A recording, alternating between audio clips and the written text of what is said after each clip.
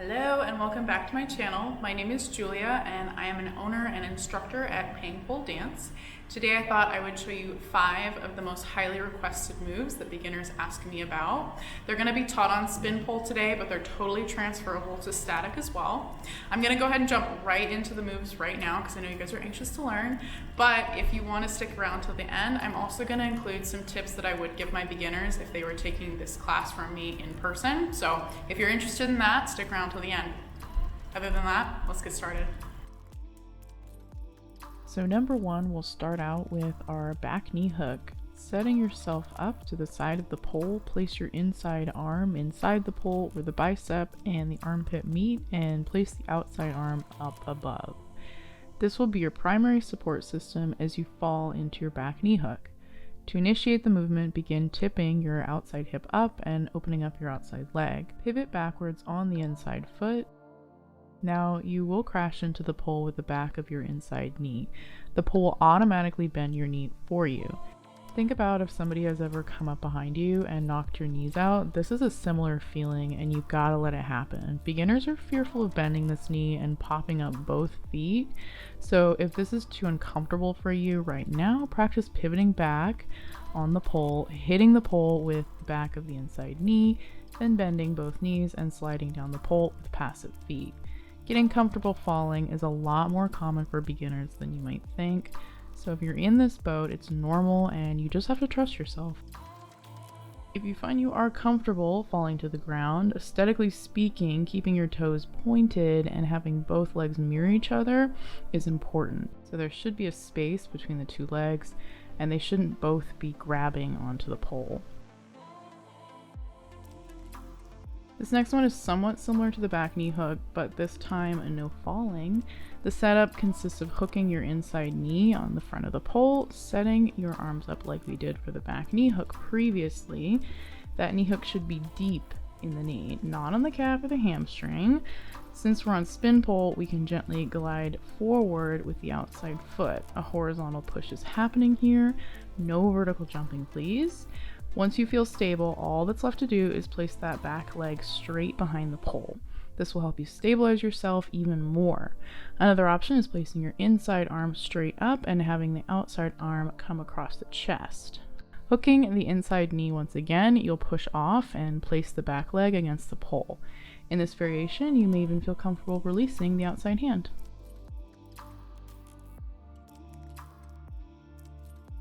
I'm not sure if you've attempted a pole sit before, but this variation is easier and less painful for my beginners. Just starting off from the back of the pole, you'll take either leg and have it hook in front of the pole. This leg will be pulling you in towards the pole as you jump up. Now that might sound intimidating, but we have our arms to assist. You will want your inside arm to reach straight up and the outside grabbing from across the chest. The top arm will help you not fall down and the lower arm will assist the front hooking leg pull you in. This movement happens fairly quickly, but it's not as intimidating as it first appears. As you launch yourself towards the pole, your remaining back leg will just extend straight out.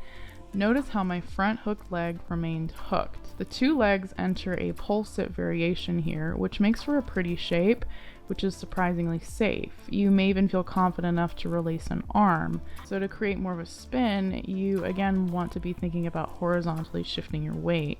We want it to look less like we're jumping into this and more like we're gliding into it. That gliding comes from us leaning into the direction we desire to go.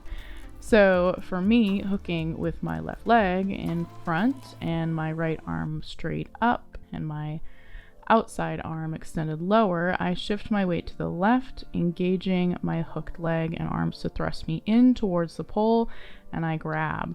This move cleans up really nicely after you get the hang of it, and you can get some beautiful shapes out of it.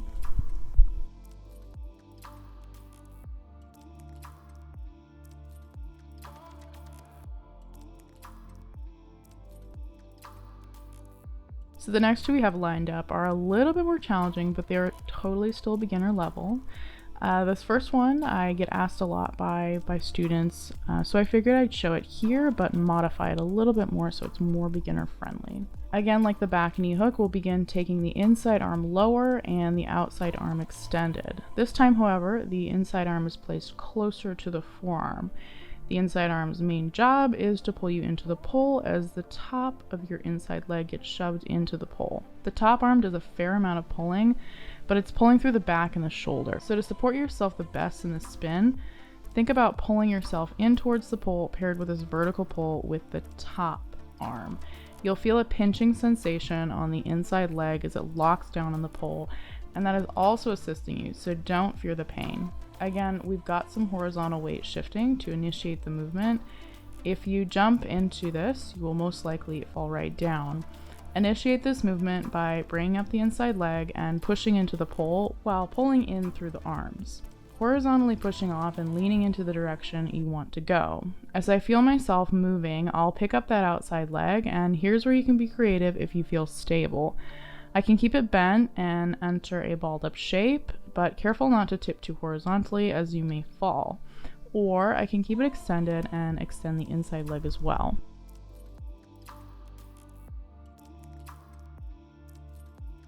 And last but not least, we'll have a pretty knee grab. For this, you'll need to take a form climb position. If you don't know how to climb yet, check out my tutorial on it. Beginners can do it. But super quick, the form setup is placing one forearm behind the pole diagonally and extend the top arm straight up. You should be pushing with the lower arm and pulling through the top arm.